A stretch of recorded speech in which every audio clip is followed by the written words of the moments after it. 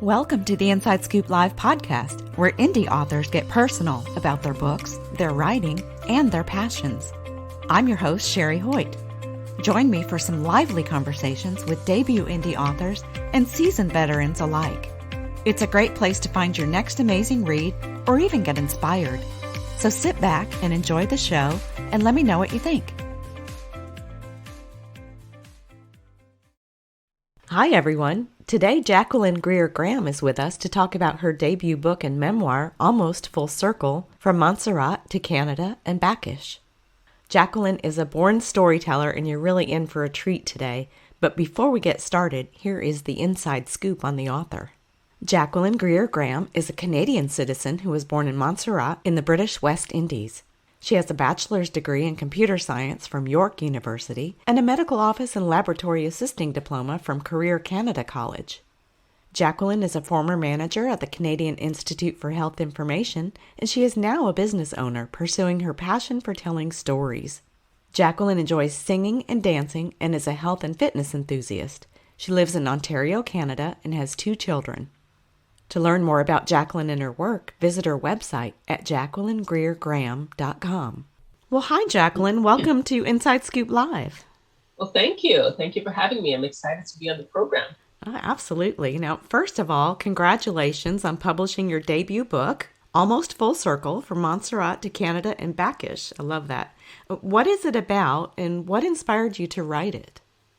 Well, thank you very much. Let me start with the second part of your question, which is what inspired me to write my book. So I've been telling stories for most of my life. I didn't describe myself as a storyteller until recently, but storytelling is definitely, what I've been doing, whether it's sharing stories with people that I meet about growing up in Montserrat and immigrating to Canada, or telling stories to my children as they were growing up. I just love telling stories. And so when I shared stories with people, some of them told me that I should write a book. And when I first heard that, I was surprised, because I thought my stories were normal, so I didn't see the point in writing a book. But for some people, my stories weren't normal. And I get it. I appreciate that now. Yeah. For example, when my great-grandmother passed away, my family prepared her body for burial in our house. And then they brought the casket into the living room and placed her body in it. And they did a ritual that involved lifting me and other children over her casket. And that was to prevent her from coming back to haunt us. So apparently this isn't a normal practice in Canada.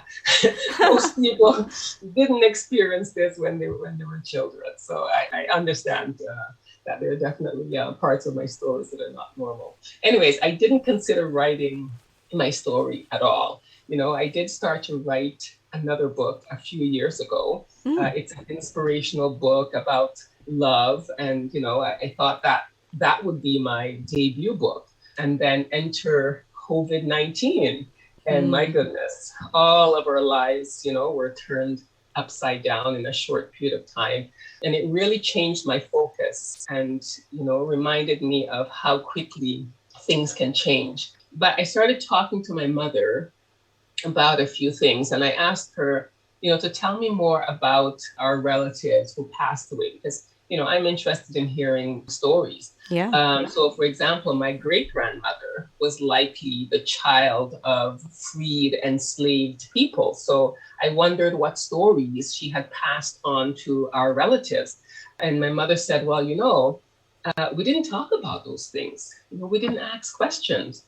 So that struck me because I realized that many of our stories were buried with our deceased relatives. And so I decided that I wasn't going to let that happen to my story. I decided to write my story, at least for my children. And, if other people can benefit from it, then fantastic. So during the pandemic lockdown, everyone at the organization where I worked transitioned to working from home. We were, fortunate to be able to do that. Mm-hmm. So, we didn't have to commute.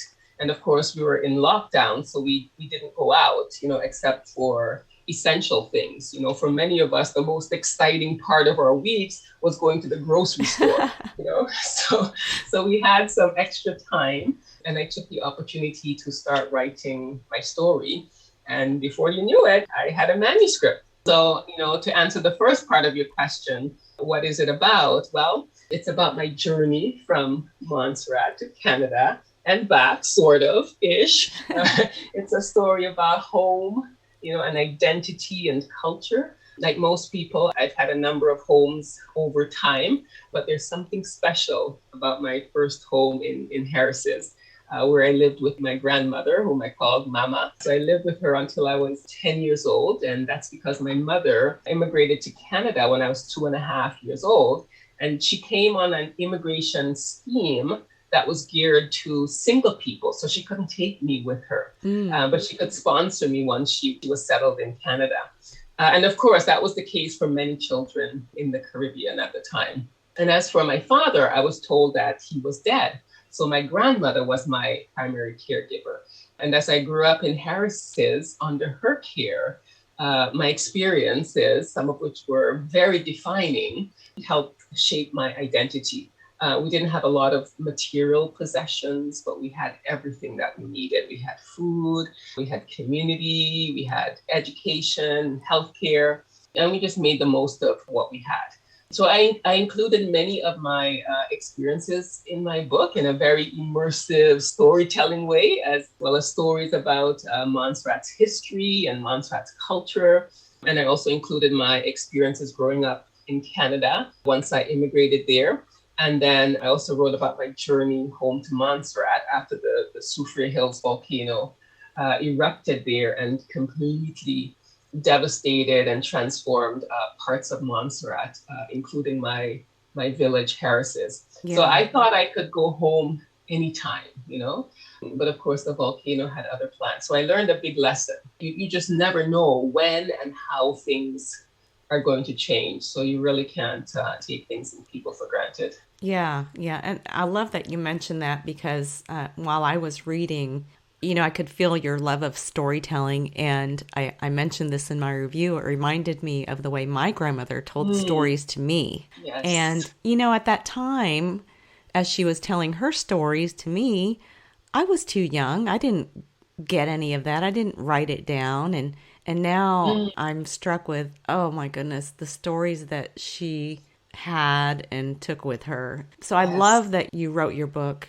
for your children mostly, but it just, you know, it's a piece of history too. And I love the way that you're keeping your experiences alive through your book. Yes, thank you. Yeah, and I do hear that from other people that, you know, they have stories as well that are lost, buried with their relatives, and they wish that they could have documented it. So you know, I always encourage people to, write your story, because then you don't want to repeat that for the next generation. You don't want to lose your story for the next generation. So yeah. Now you talked a little bit about this, and you know, readers want to be engaged, and I think even when reading a memoir, they want to be engaged or informed or both.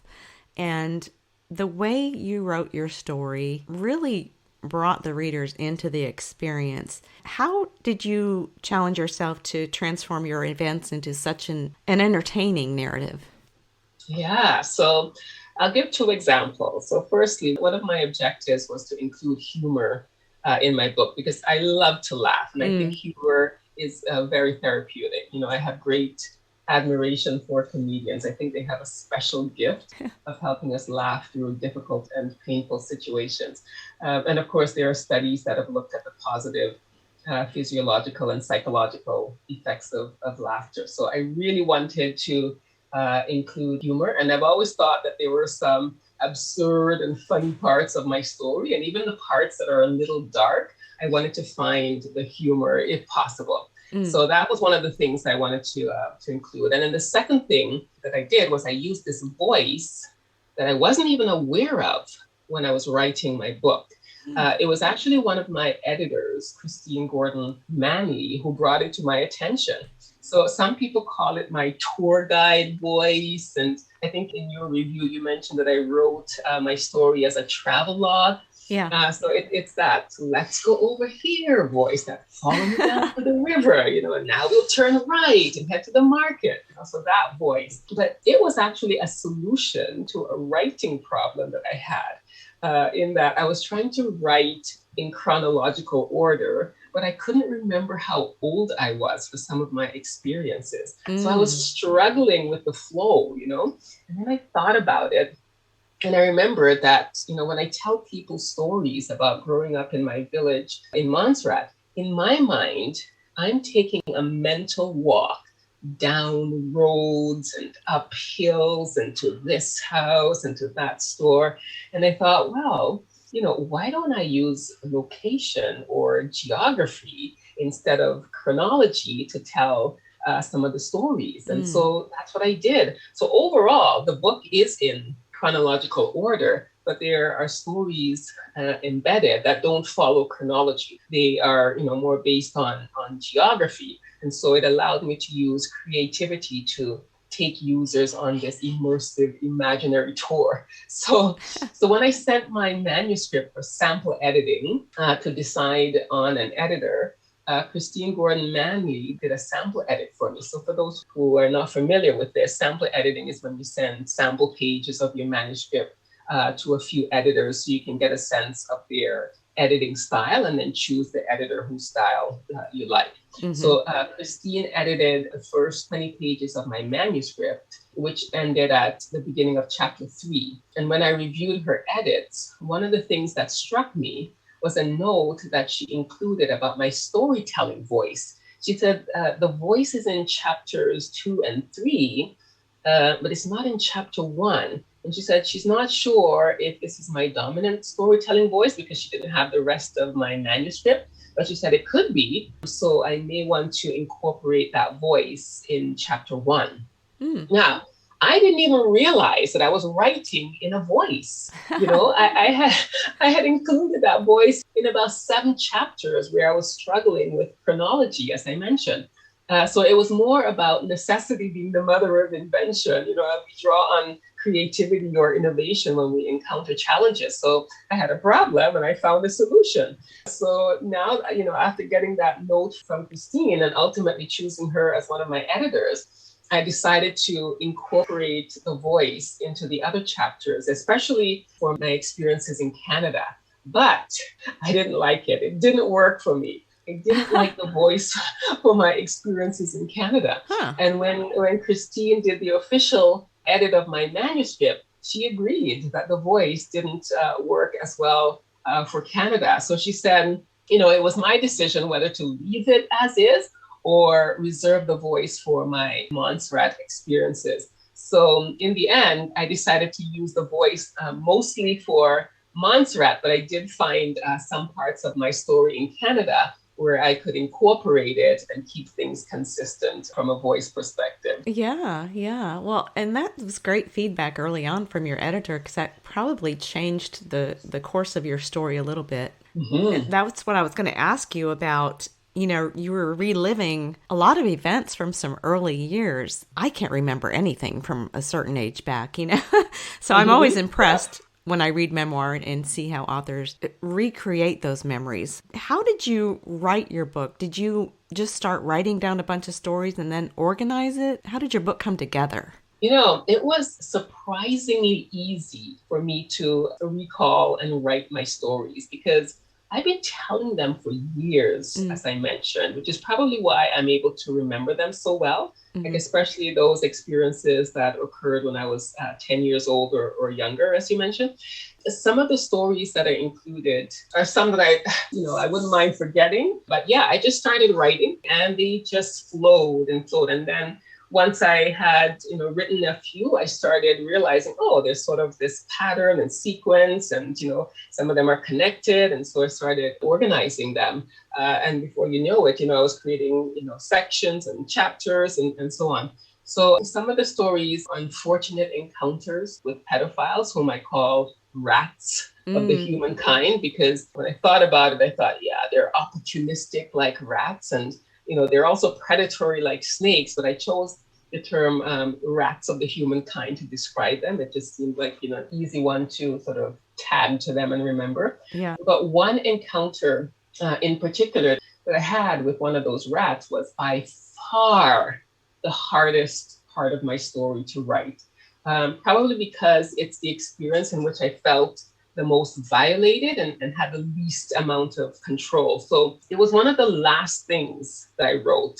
And then once I wrote it, it was one of the sections of my manuscript that I edited the least. I would just skip right over that section each time, I edited the chapter. So in the end, I may have revisited that section once or twice before sending my manuscript for editing. And I thought I would get a lot of notes on that section, but I didn't. I didn't get any notes at all, except for my editor, simply saying that I'm sorry you had to go through this, and, thanks for being brave and sharing your story. So yeah, maybe if I had read it more, I may have been tempted to exclude it. But I wanted to include it because, it was part of my story, but it also helps to provide context for other events in my life that I included in the book. And you know what? It may help someone else come to terms with their experiences. So I left it. And then in terms of my memory, I've had conversations with people who lived in Harris's up until the volcano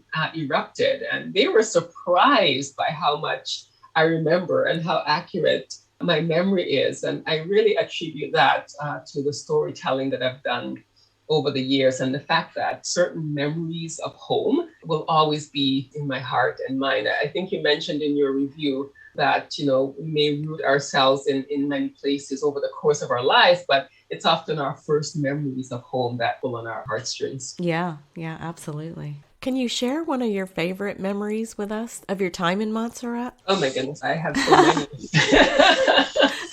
I was a picky eater, so there were certain foods that I didn't like, but there were some that I enjoyed, like goat water. Oh my goodness, it's like an Irish stew.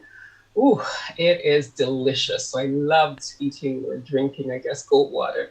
I loved mangoes, especially Julie mangoes. We could walk by a mango tree and get nice, ripe mangoes that had fallen from the tree. Oh, wow. Or throw stones at the mangoes sometimes to get them to fall. So, that was a lot of fun. Johnny cakes, which were fried dumplings, and sugar cakes, which were made from coconut and sugar. Well, you know what? I liked any sugary treat, to be quite honest. And then there was a lady by the name of Miss Phoebe, and she used to bake bread in her outdoor stone oven. And I'd have to go there to buy bread without any money, because my grandmother had established a credit system, which brought me great embarrassment when I had to buy things on credit. I'd have to stand in line and then wait my turn. And then once it was my turn, I would sheepishly say, Miss Phoebe, Mama sent me for bread. And, she said she'll pay you at the end of the month. And then I'd hold my breath and hope to God that Miss Phoebe wouldn't embarrass me in front of her customers, by complaining that I didn't have any money. And she never did. Yeah. She always gave me the bread. And I guess my grandmother, must have always paid her. But I loved that bread. Oh, my gosh. It sounds amazing. Now, at 10 years old, you emigrated to Canada to live with your mother, and that feels like such a significant life event. What did you find was your greatest adjustment during this period of your life? I was very adaptable to change, including adjusting quickly to living in Canada and living with my new family. I think my grandmother prepared me well for that. I had to run all kinds of errands for her. So even though I was a shy child, I was forced to interact with adults. So I got a good understanding of people and their behaviors. And it really helped me to become very independent, very self-sufficient. Plus, my grandmother would always tell me about my mother and remind me that one day she's going to send for me, as we used to say. And I also corresponded with her through letters. We didn't have a phone back then. We definitely didn't have computers. That was before computers and the internet. So yeah, I felt like I was prepared to make the transition to Canada. Now, my mother had married, and so I knew that I would also meet her husband and my two younger sisters. And even though my grandmother told me that she didn't like my mother's husband, it didn't bother me. I came with an open mind, right? She taught me to be self-reliant, to think for myself. So I came with an open mind. And as I mentioned before, it was common back then for parents, especially mothers, to leave their children with their parents and emigrate and establish a better life. And then, they would sponsor their children once they were settled in their new country. But for many children who were away from their mothers for many years, they felt traumatized when they finally reunited with them. And many had a hard time adjusting to their new family. So, there are positives to immigration, but certainly broken relationships were some of the unintended consequences of some immigration schemes. But for me, other than the fact that I didn't recognize my mother when I first saw her at the airport in Toronto, I thought I would because I had pictures of her. So I thought, of course, I would recognize her, but I didn't recognize her at all. But other than that, I was fine adjusting to living with her. The challenge for me was my relationship with her husband, my stepfather. It would turn out to be the hardest adjustment, not because I wasn't open to a relationship, but because he wasn't open to a relationship with me. So that relationship didn't start well. It didn't continue well, and it would ultimately implode or explode or one of the plodes. So that was the hardest and greatest adjustment. Otherwise, I was able to adjust quickly at school and, make friends. I wasn't shocked by snow or the cold. It bothers me more now than it did when I came to Canada, because now I have to shovel it and drive in it, and that isn't always fun. But yeah, as mentioned, the most challenging thing was definitely my relationship with my stepfather, or lack thereof. Yeah. So let's go almost full circle now and talk about the day that you heard about the volcano eruption back home in Montserrat. Yeah, it was back in 1995 when the volcano erupted after being dormant for almost 400 years. And my children, who were twins, they were toddlers at the time. So I was quite busy, as you can imagine. And I didn't always listen to the news. So I had no idea what was going on. I mean, I didn't even know what was going on in my own backyard, much less my little island, thousands of kilometers away. So it was my mother who told me the news. She told me that Chance's Peak erupted, which is one of the mountains in the Soufriere Hills mountain range. And it's a mountain that I could see from my house in Harris's. I mentioned in the book that it was like a picture on a wall I passed every day and barely noticed. It was just always there. Yeah. And I never thought of this mountain as a dormant volcano. So I was a little confused when I heard that it had erupted. Yeah, so it was hard to wrap my head around, what I was hearing. And of course, I started tuning into the news, and sure enough, there it was, our little island that most people that I meet had never heard of, because it's such a tiny island. And now, it was thrust into the regular news cycle. Yeah. And I remember seeing pictures and videos of the eruptions and, some of the damage. I saw the ashes that had fallen on the cars and on the buildings and on people. Sometimes people were covered with ashes, running, for their lives. It was surreal. Yeah. I remember hearing someone say, this is my home and I'm not leaving, which I understood. I got that. But, it alarmed me as well, because the situation looked really bad. It looked really dangerous. And in fact, some people did lose their lives, during one of the eruptions. It was in 1997, 19 people died because they were in areas that were designated as off limit. Oh, wow. Someone from my village, whom I knew very well, whom I interacted with, when I was a child, died in that eruption. So that was really traumatizing. It was really sad to hear that, and hard to imagine. Yeah. And then there was, all the destruction, like Plymouth, which was the capital that we call town. It was destroyed. I used to go to Plymouth. I used to go to the Plymouth market with my grandmother. That was gone. Other buildings were destroyed. The pier, the jetty was damaged. A lot of areas in the south of the island. The airport in the east, it was our only airport, that was destroyed, and the nearby villages as well. And then in 2010, which was when the volcano last erupted, sadly, my village was destroyed, and Yeah. other than the loss of lives, that was probably the hardest blow for me. I've seen some pictures of the destruction, like the clinic where we used to go to the doctors, some of the churches that I used to attend, some of the houses. Interestingly, though, I haven't seen any pictures of our house and our property. So I'm kind of a little bit in denial about whether it was destroyed. Like in my mind, it's all still there. But ultimately 2/3 of the island was designated off limits due to all the destruction and the Yeah. potential for those areas to be impacted by future eruptions. But, thankfully, there hasn't been any eruptions since 2010. The volcano is still considered to be active, but it hasn't erupted since then. But then by 2016, I thought, things seemed to be a little bit more stable. People were settling into their new houses in the northern part of the island. Some people who had evacuated the island had returned. They had built a new airport. There was a new town, a new pier, so things seemed to be somewhat stable, settling down. So I decided that it was time to go home. Yeah. And you took your children with you, right? I did. Yeah. Yeah. What did they think about the experience? Oh my goodness, they loved it. I told them so much about Montserrat. So they were excited to see where I was born. And of course, as I mentioned, my village was destroyed, but I heard that there were professional tour guides who were taking people there with guidance from the volcano experts. So I planned to go there. I was like, yes, we can go and see, what's left, and maybe I could, maybe my house is still there.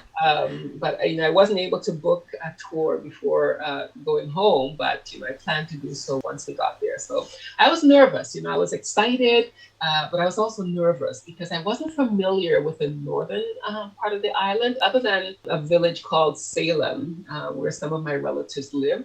I really wasn't familiar with that part of the island. So I really, was wondering if I would be able to find a connection, with that part of the island. Like I would feel like I was home. But I can tell you, I didn't even have to touch down on the island to confirm that I was home. When I saw Montserrat from the air, as we were coming in for a landing, I knew I was home. And when we got off the plane, nothing was familiar. Absolutely nothing was familiar.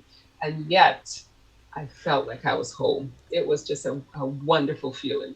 So, we got settled into our hotel and, we explored the northern part of the island and we saw the new town. We spent time with friends and relatives. I got to meet some relatives that I hadn't seen in a while or that I didn't even know were my relatives. Of course, we got to enjoy the food, like goat water, of course. And, we participated in, some cultural activities, like, there was a nice parade and there was some calypso competitions and we saw the masquerades. Masquerades is a custom that originated from the Yoruba people in Nigeria, West Africa, and it was, brought to the Caribbean. And in Montserrat, masquerades, they would dress up in their colorful costumes and, the leader had a whip and would crack that whip and they would dance and go from house to house. And I was terrified of them when I was a child. But definitely I appreciate them now more as an adult. And so I was able to share that with my children, which was fantastic. Wonderful. And they loved it. They loved it. They claimed that they're Montserratians, not just by heritage, but they like to joke around and say that they were born there because it sounds so exotic, Right. But anyways, we also visited the Montserrat Volcano Observatory. It's an observatory that was set up to monitor the volcano. And so we met with the experts who monitor the volcano. And so I asked them about booking a tour to Harris's, and they crushed my dream of going there because they strongly advised me not to go. They said there's a chance that the volcano could erupt without warning. And they said there is no way that you could outrun an eruption. So that was really quite deflating, quite disappointing. So hence the almost full circle. I couldn't go home to Harris's. I couldn't make that full circle to where I grew up. Right. But, we did visit other areas of the island that gave me a lot of hope that we'll continue to rebuild and progress. We saw sand mining in progress. So the sand that was created from the volcano eruption and the ashes, people were mining the sand. So that's a very profitable business. We saw new land that the volcano eruptions had created. So we're getting a little bigger. Oh, wow. So that's nice. And we saw structures that the volcano spared, like the Viewpoint Hotel that, I visited when I was a child, that's still standing. So that was great to see. There's also the potential for new green energy solutions, like, tapping into the volcano to get geothermal energy. And there was an uptick in tourism and, people who had left were coming back. People were writing books and documentaries about the volcano. So there was a lot to be thankful and hopeful for. Yeah. But as I mentioned, the volcano is still active. So I call it that fight for control, between nature and humans, that fight still continues. And one of the things that I learned is that it's, of course, it's natural for volcanoes to erupt as the earth goes through its cycles, but it's likely that they will erupt more frequently and with greater force due to the impact of climate change. So, hopefully we can get our acts together to address our climate crisis, especially the bigger, richer countries who are also the biggest polluters. Right. Wow. There's so much involved, things that you just wouldn't even think of normally. Exactly. Yeah. So what was one of the most surprising things you learned while writing your book, either about yourself or maybe the writing or publishing process? Well, I would say the most surprising thing that I learned about myself is how sure I was about myself as a child. I was a shy child and then introvert. So, I was usually uncomfortable in social settings. I didn't want to speak up, if I didn't have to. And as an adult, that shyness doesn't go away, but you learn to manage it better. You learn to be okay with feeling uncomfortable. But I always thought that because I felt uncomfortable and awkward in certain situations, that I wasn't sure of who I was, but not so. Looking back, when I was writing my book, my goodness, I could see that I was so sure of myself and about the things that I was experiencing. And I knew intuitively when someone was trying to manipulate or gaslight me, even if I didn't have the vocabulary to articulate it. I knew in my gut, like, some of the experiences that I mentioned earlier with pedophiles, I knew in my gut, when somebody was trying to manipulate or gaslight me. So that surprised me the most, how sure I was of myself. I didn't get shyness at all. I mean, maybe a little shyness from new experiences, but I really got the confidence. I saw that clearly. Yeah. Awesome. So what do you hope readers take away from reading your book, Almost Full Circle? I think the big takeaway is, one of them anyways, is not to take things and people for granted. It's so easy to do. I thought I could go home anytime, that home would always be there, and I didn't think I would be in a situation in which I couldn't go home. So definitely don't take things and people for granted. And that includes our bigger home, the earth, right? Because we're in a climate emergency, as I mentioned. And, right. We all have to do our part to take care of our home, right? We already see that sea levels are rising, storms are more violent. I mean, we have Fiona on the East Coast in Canada and Ian and hitting Florida right now. And we see that volcanoes are erupting and displacing people. So as I said in my book, if we ever go to live on Mars one day with the billionaires of the world, it should be because we choose to, not because we have to, because we destroyed our only home, right? Right. So we definitely can't take the earth for granted and can't take people and things for granted. The other thing is that, I wrote in my story that, readers will see that one of the ways that I handled tough situations was to come up with a plan. Even if it wasn't perfect, I created a plan, and I reached out for help and I started moving in the direction in which I wanted to go. So as I did that, I met people along the way who helped me. I used to think I was so special in that, when I was trying to do certain things, people just showed up to help me. I'm like, wow, I'm special. Everybody wants to help me. And then I realized, no, it's because I'm moving on a certain path. I'm walking down a certain path, and there are other people who are on that same path and have similar experiences, so they can help me and I can help them. So, definitely, if you're in a tough situation, come up with a plan, create a plan, and start moving in the direction in which you want to go. And you'd be surprised, how much help you'll get along the way. And then, of course, adjust your plan. If things aren't working the way you expect, that, be flexible and adjust your plan as you go. Yeah, yeah. Now, you mentioned early on in the interview that you had started another book, which you thought was going to be your debut book. Mm-hmm. So do you have any plans to revisit that? Or what are your plans for the future as an author? Oh, yeah, definitely. I'll revisit that. In fact, while I was writing my book, I had ideas for other books, and I parked those ideas in separate documents. And I've already started working on 3 new books. Oh, wow. Yeah, one is a fictional book inspired by historical events. Another one is a self-help book that includes some of the things that people have sought my advice about. Another one is a children's book. I just, think that we need more children's books. Yeah. And then there might be a part 2 of my memoir. You never know. And then, as you mentioned, I started that other book. So I'll definitely keep writing that one as well. So yeah, this is definitely the beginning. Oh, wow. That's exciting. Mm-hmm. Now, based on your debut experience, what advice would you give to aspiring authors? Well, I would say if you're going to self-publish, create a marketing plan beforehand. That was a big learning for me. You put a lot of effort into writing and publishing, and then when you release your baby into the world, you think you can say, there you go, world, you are welcome, and then you can go on your merry way and watch the sales increase, but no, not so fast, especially if you're not well known. And even then, you absolutely need a marketing plan, that includes advertising, getting your book reviewed by professional reviewers like yourself, submitting it for awards, establishing an online presence and so on.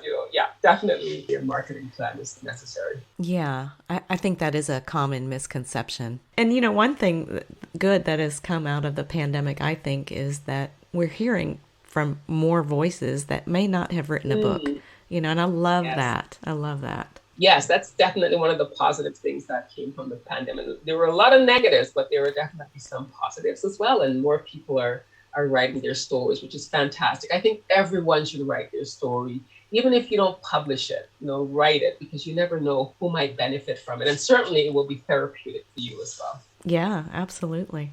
Well, Jacqueline, do you have anything else you'd like to add today? Well, I'd like to thank you for your thoughtful and touching review of my book. It brought me to tears. It really did. It was one of the first extensive reviews that I had read, and it was so touching that it really brought me to tears. So thank you for that. And I'd also like to thank everyone who has taken the time to read my book. Thank my family and friends for all their encouragement and their support, and my editors as well, and anyone who helped in any way. I'd like to thank them. I'm really grateful for all the support that I've received. I feel like I'm at the Oscars. Oh, I love that. And I love your story. It was an honor to read it. I really enjoyed it. And, thank you so much for joining me today and sharing a little bit more about yourself and your work. I really enjoyed talking with you. Thank you so much for having me. And it was my pleasure speaking with you. Thank you for joining me today for my interview with Jacqueline Greer Graham, author of Almost Full Circle, From Montserrat to Canada and Bacchus. To learn more about Jacqueline and her work, visit her website at jacquelinegreergraham.com. And be sure to listen to our other interviews on InsideScoopLive.com.